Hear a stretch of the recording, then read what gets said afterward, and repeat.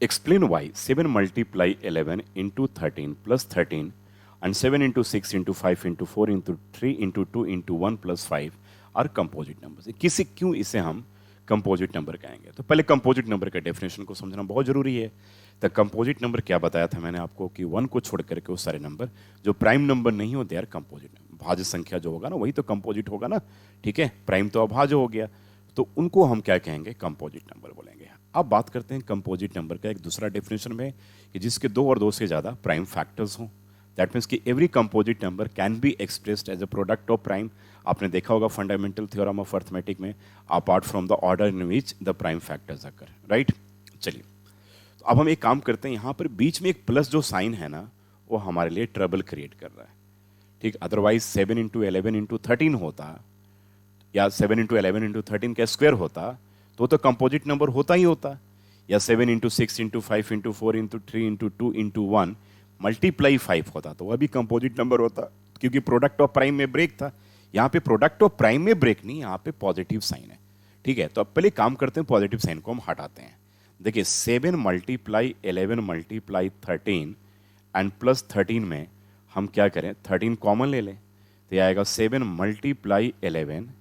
ठीक है, 7 multiply 11 and plus 1 हो जाएगा तो 13 और 11 7 जा 77 प्लस 8 178 हो गया. और 78 जो है वो कंपोजिट नंबर है. तो 78 को जब आप ब्रेक करोगे तो 2 देखना ध्यान से, 2 3 जा 6 एंड 2 9 जा 18, 39 हो गया ना.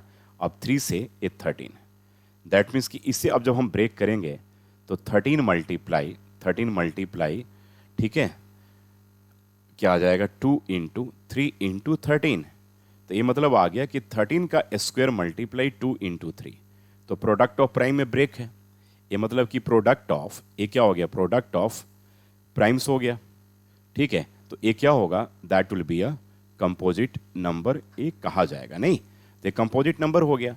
अब दूसरे वाले केस में देखते हैं, हमारे पास यहाँ पर 7 into 6 into 5 into 4 into 3 into 2 into 1 और फिर उसके बाद जो है ना प्लस 5 है. तो आप जब 5 यहाँ कॉमन लोगे तो 7 multiply 6 multiply 4 multiply 3 multiply 2 and A plus 1 आ जाएगा, है ना. अब इसके बाद देखो यहाँ पर 5, अब इसको मल्टीप्लाई करते हैं.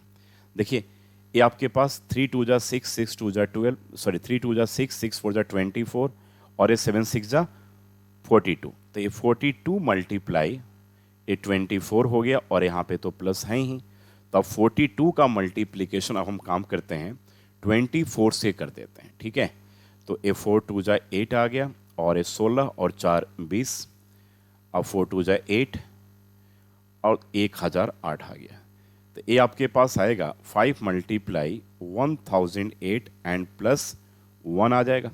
ठीक है, तो ये आपके पास क्या आ गया? 5 मल्टीप्लाई 1009 आ गया. ध्यान रखिएगा 1009 जो है ना वो प्राइम है. तो इसको भी आपने क्या किया? प्रोडक्ट ऑफ प्राइम में ब्रेक कर लिया. मतलब कि ये भी प्रोडक्ट ऑफ प्राइम्स में आपने इसको ब्रेक कर लिया. जब प्रोडक्ट ऑफ प्राइम्स में ब्रेक हो गया तो ये क्या हो गया? कंपोजिट नंबर हो गया. इस तरीके से दोनों को हम प्रूव कर पाएंगे कि दोनों कंपोजिट नंबर है. तो ध्यान रखना है यहाँ पर कि यहाँ पे बीच में जो प्लस जो है ना वही ट्रबल क्रिएट कर रहा है. अगर प्रोडक्ट ऑफ प्राइम में ब्रेक हो जाए तब तो कंपोजिट नंबर होंगे ही होंगे. ठीक है, तो यह इसके पीछे कॉन्सेप्ट है. टेक्स्ट बुक का क्वेश्चन है, बहुत अच्छा क्वेश्चन. एग्जाम में ऐसे क्वेश्चंस 2 मार्क्स के कैटेगरी में पूछे भी जा सकते हैं.